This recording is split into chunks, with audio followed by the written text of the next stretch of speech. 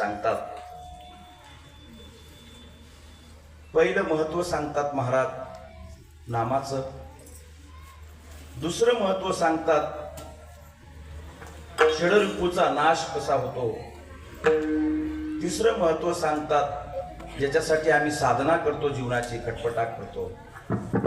धर्म अर्थ काम आणि मोक्ष हे 4 पुरुषार्थ त्या ठिकाणी. आणि शेवटी महाराज सांगतात की त्या भगवत नामानं काळावर सुद्धा विजय मिळवता येतो. एरवी काळावर कोणाला विजय मिळवता आला नाही आणि येणार बी. पैशावर विजय मिळवता येईल पण काळावर विजय मिळवता येईल नाही.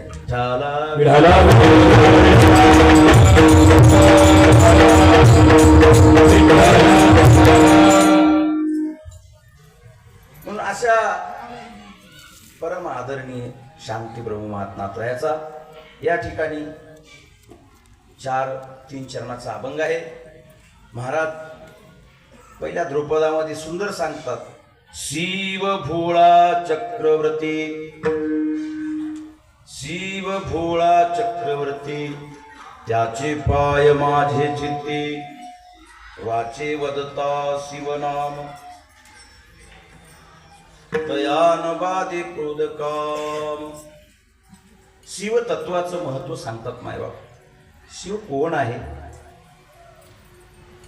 शिव हे आदिबीज आहे. आदिबीज, आदिबीज म्हणजे कळलं असेल आपण शेतकरी माणसं आहोत. ज्या आदिबीजापासूनच विस्तार होतो मायबा. सामान्य नाही शिव. आपली परंपराच आहे. आदिनाथ उमा बीज प्रगटले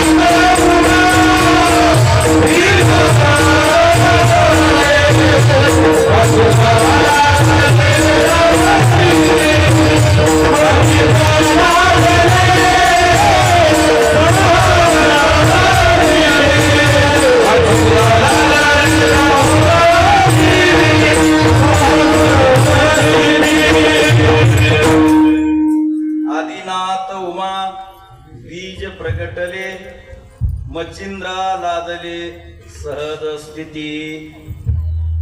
भगवान कोण आहेत? शंकर भगवान आदिगुरु आहेत.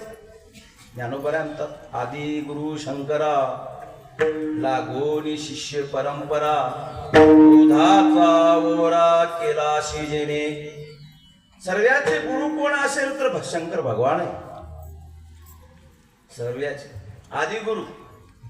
आदी या शब्दाचा त्याच्या आधी काही नाही असा आदिगुरु आहे मायबाप. आणि त्यांच्यापासूनच परंपरा आली. मच्छिंद्र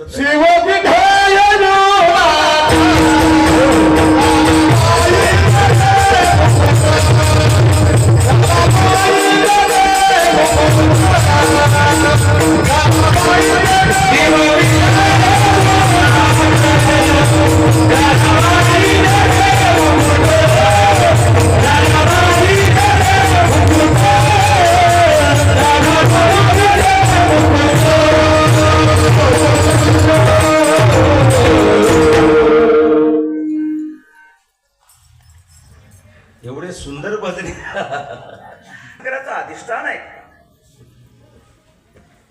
आणि म्हणून त्याला शिव तत्व म्हणलेलं आहे. त्याला शिव या शब्दाचा अर्थ सच्चिदानंद रूप आहे. तो सच्चिदानंद रूपम शिवोहम शिवोहम. कोण आहे तो शिव? महाराज म्हणतात तो शिव म्हणजे जीवाचा मित्र आहे, तो शिव आहे. ज्ञानोबा म्हणतात कारण हे एकाच आसनावर दोघं बसून आहेत. जीव शिव परमात्मा दोन्ही आहे का नाही, बैसोनी एके आसनी जयाची हृदय भुवनी विराज. जीव परमात्मा दोन्ही बैसोनी एके आसनी जयाची हृदय भुवनी विराज. जीव आणि शिव असताना महाराज एकाच अंतरुणावर बसून आहेत. आणि शिव हे साक्षी आहे आणि जीव हे फळभोग आहे, कर्मभोगी आहे. तो शिवाची साथ शिवाची जीवानं साथ सोडल्यामुळं जीवाला एवढा अधोपतनाची महाराज वेळ आहे. शिवतत्व त्या जीवानं, शिव हे जीवाचा मित्र आहे. म्हणून महाराज म्हणतात असा महत्वाचा शिव आहे. तुमच्या आमच्या उत्पत्तीचं स्थान असलं मूळ बीज आहे. का बीजची झाले तरू भंगाराचे अलंकारू कैसे मज एकाचा विस्तारू ते हे जग. अरे अर्जुना, एका बीजापासून हे विश्व निर्माण झालं, तसे आम्ही शिवाची असणार काय आहे, अंशाव माय बाप, भगवंताची अंशाव. म्हणून असा तो शिव मायबाप. शिवाचे पुष्कळ अर्थ होतात. शिव हे असा आहे, एखाद्या माणसाला जर स्पर्श जरी केला तर त्याला बी शिव अशी बोली भाषा या ठिकाणी प्रगट होते. किंवा दोन कपडे एकत्र शिवले महाराज त्यालाही शिव म्हणतात. दोन धागे जर एखादा घेतले समजा कपडा, किंवा दोन गावावरली आलेली आहे का नाही, त्याला बी आपण हे शिव तत्व इतकं श्रेष्ठ आहे मायबाप. कारण हे सामान्य नाहीये शिव तत्व. कारण मोठ्या मोठ्या साधू संतांनी यांचं वर्णन केलंय. आपल्या लहानपणी एक खेळ खेळला जात होता. 7 घरं मांडायचे तानाजी महाराज, त्याच्यावर विटावर विटा ठेवायचा. आता तुम्हाला खेळ आता या पिढीला माहिती. त्या खेळामध्ये असं होतं की एकाला शिवायचं. जो शिवलेला आहे, ज्याला शिवलं तो बाद नाही पिल्लत, तो खेळाडी बाद नाही. पण ज्याला नाही शिवलं तो बाद आहे. हा खेळ होता महाराज. तसं जीवानं, ज्या जीवाला शिवाला शिवले महाराज त्याचा बाद नाही. आणि ज्यानं शिवलं नाही महाराज त्याचा काय झाला, अधोपताला गेल्याशिवाय राहत नाही. विठ्ठल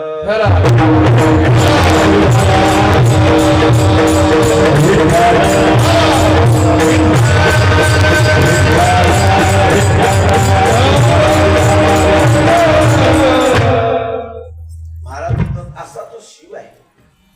त्याला एकदा शिवलं, लोखंडानं महाराज परिसाची संगत केली ना, संपाला त्याची काय आज पालक झाली. तसं जीवानं शिवाची संगत केली मायबाप, जीवाचं द्वंद्व संपत.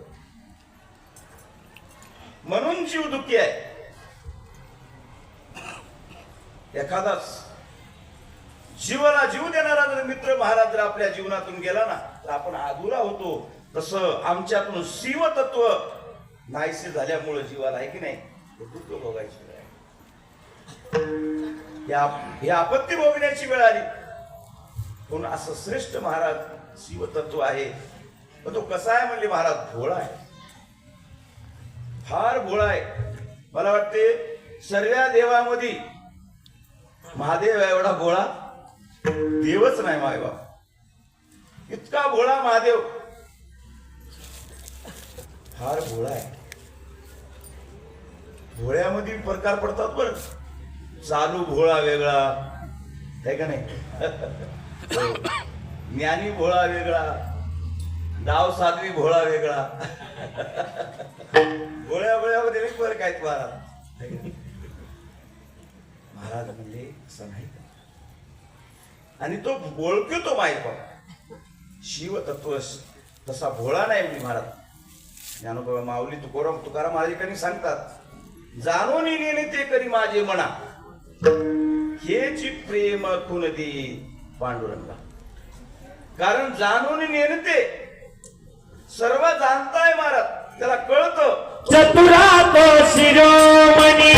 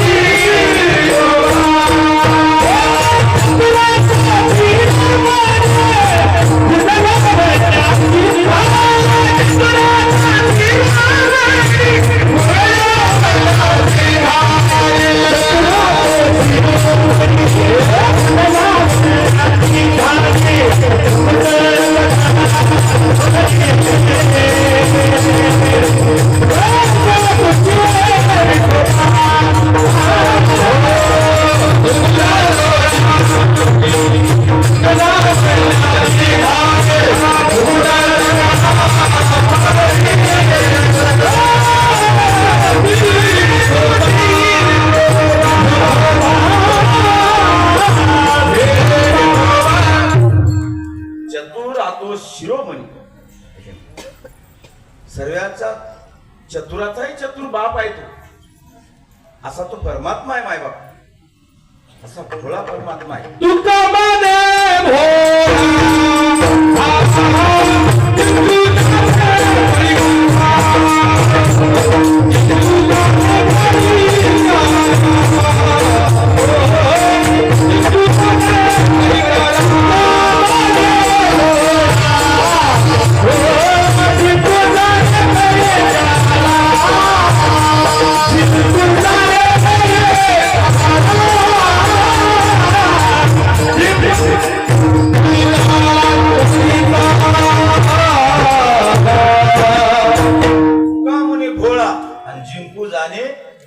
कळी काळा असा एक भोळा आहे मायबाप.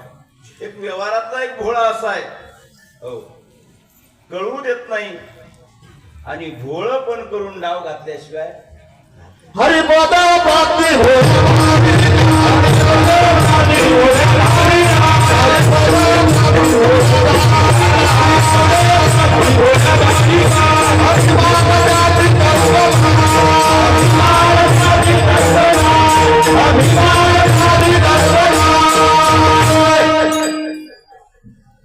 महाराज म्हणले सुंदर प्रमाण महाराजांनी दिलं. आता किती भोळा आहे. मारायचं खातं कोणाकडे आहे महाराज? शंकर भगवानाकडे. बरोबर आहे. केव्हा मारतो? चुका केल्यानंतर. आतापर्यंत एखादी थापड हाणली का आपल्याला? किती जीवनात चुका झाल्या असला आपल्या, त्याच्याकडे खातं आहे. दंड देण्याचं खातं कुणाकडे आहे? संहार करण्याचं खातं भगवान शंकराकडे आहे. तुम्ही आम्ही आतापर्यंत जन्मापासून किती चुका केल्या असलो. महाराज तुकाराम महाराज तर म्हणले, आमच्या अपराधाला सीमा नाही. अनाथ अपराधी पतिता गळा परी अनाथ अपराधी. अहो आपण महाराज अनाथ अपराधी किती अपराध केले सीमा नाही. तरी महादेव कधी म्हणला नाही बाबा तू असं वागलास. लोक जर थोडा बी पाय बाजूला पडला तर बाप त्याला दंड करतो. माय बाप शंकर भगवान किती भोळे आहेत. आजही कोणाला बोलला किती भोळे आहेत माय बाप. म्हणून तो भोळा आहे, जाणून भोळा आहे. किती भोळा आहे हो. अवशंक मला सांगा, त्या रावणाला किती दान दिलं. माणूस व्यवहारामधला सोनं दान देईल, पैसा दान देईल, शेती दान देईल. हो आहे का नाही? धन्य त्या रावणाचे, हे का नाही? त्याला देणे शंकराचे. अहो सर्व वैभव देऊन पार्वती मागली शंकरानं, हे का नाही? पार्वती रावणानं पार्वती मागली, पण काय केलं शंकर भगवानानं?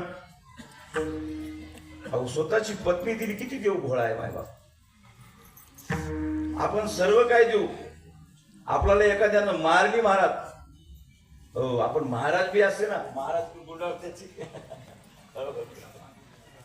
काय भो माय बाप किती घोळा आहे. आपली स्वतःची पत्नी देतो. तो उदार करणार नाही का भक्ताचा? काय नवल आहे. एवढा महादेव भोळा आहे माय बाप. सर्व दैवतामध्ये भोळा सांगितला. तुका म्हणे भोळा, हो माझा बाप प्रेमा काय जीवाचा कोवळा किंवा प्रेमाचा कोवळा, असा तो कोवळा आहे माय बाप. तो एका भक्तानं त्या महादेवाला रानामध्ये जाऊ लागलं. काही नव्हतं जवळ त्याच्या.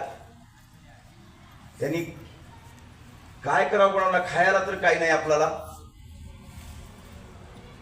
एक महाराष्ट्र रानामध्ये महादेवाचं मंदिर, त्याला घंटा दिसला मोठा वरचा. मला काय करू नये गड्या, मला एवढा घंटाचा आपण हाणावं म्हणाला. दुसरा काय करू नये मला. काय ज्याला विवेक बुद्धी नसते महाराज, तो किती पतनाला जातो, कोण्या थरला जातो याचा काय अंदाज. त्याला देव नाही धर्म, देव धर्म सांदी पडली हे सकळ विषय गोंधळ गाजत तशी या नेमकडे. त्याला काय कळते महाराज. तो गेला घंटा तोडण्याकरता, सोडून गा, पण ते घंटा होता उंच. काय केलं म्हणजे आता घंटा पुरा काय करू लागलो म्हणले, महादेवाच्या आपला पिंडीवर पाय ठेवा लागेल मला. आता पर्याय नाही मला. त्यांनी काय केलं, पिंडीवर पाय ठेवला आणि ते घंटा सोडू लागला. त्या घंटा सोडण्यामध्ये महादेव पडले. एवढा भोळा असलो मला सांगा. महादेवानं असा विचार केला की अरे लोक मला नारळ फोडतात, वेळ वाहतात, पाणी वाहतात, काय वगैरे वगैरे, पण यांनी मला शरीरच व्हायला. तुका म्हणे प्राण आणि करा देवासी म्हणले, पूर्ण शरीरच मला अर्पण केलं महाराज. महादेव प्रगट झाले. काय मागायचं ते माग बाबा. त्याने मला आता काय मागायचं राहिलं. झाला विठाला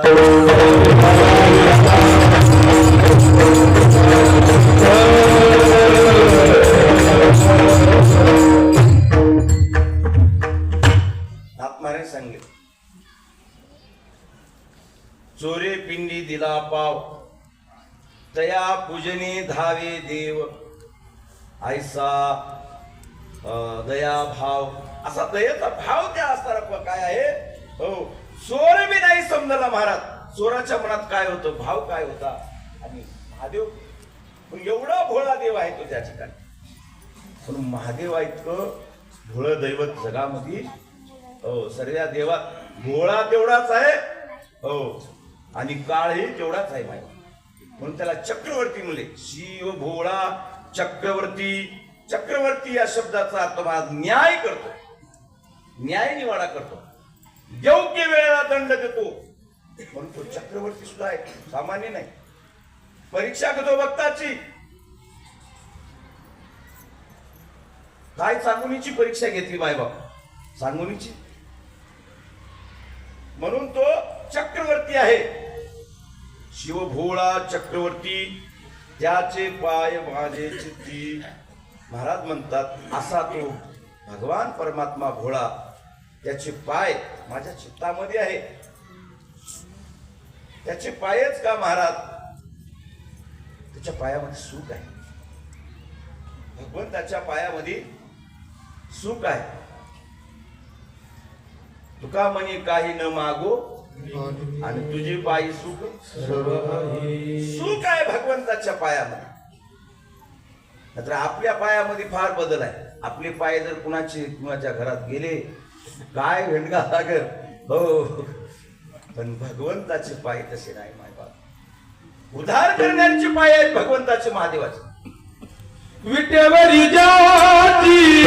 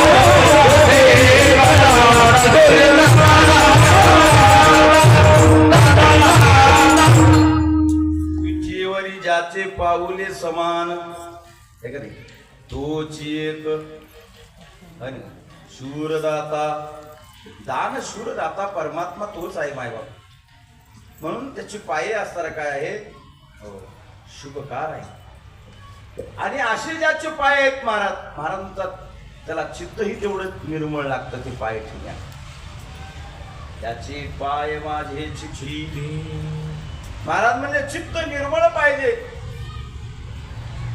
आमचं चित्त जर निर्मळ नसेल तर पाय कशी बसत चित्तात तळमळ आहे का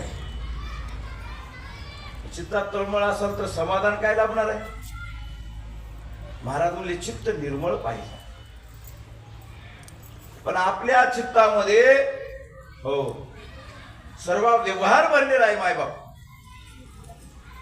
एका फार मोठ्या सुभाषितकारांना सांगितलंय चित्तामध्ये जर धन असेल तर ती तिजोरी आहे चित्तामध्ये पत्नी असेल तर तो संसार आहे चित्तामध्ये ढोरा असेल तर तो गोठा आहे हे चित्तामध्ये जे काही असेल तो चित्त त्या स्वरूपाचं बनून जातो तुका म्हणे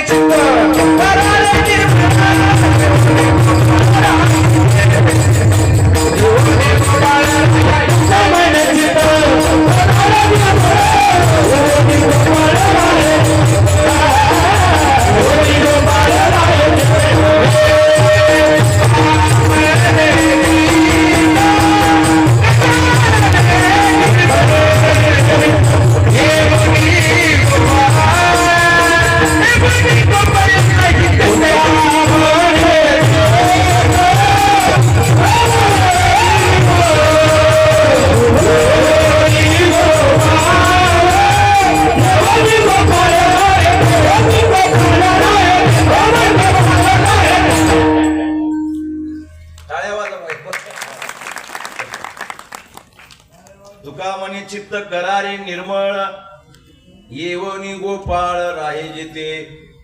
महाराज म्हणतात चित्त हे अंतकरणाचा चौथा भाग आहे आणि परमार्थाची सुरुवात ही चित्तापासूनच आहे. जर चित्तामध्ये स्थिरता नसेल महाराज तर परमार्थ करू शकतो. चित्त नाही नामी तरी ते वाह. चित्त नाही नामी चित्त नाही नामी तरी चित्त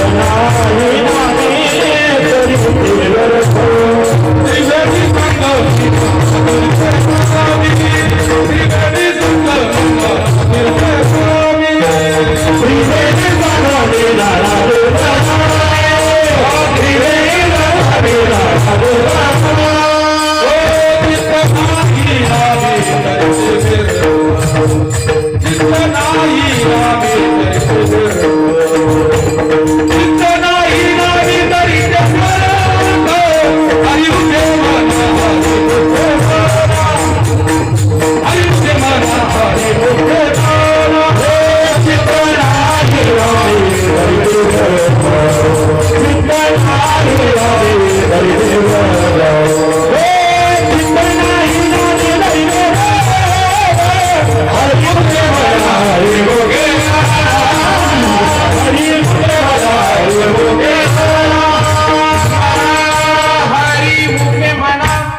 चित्त नामी नाही तरी ते व्यर्थ.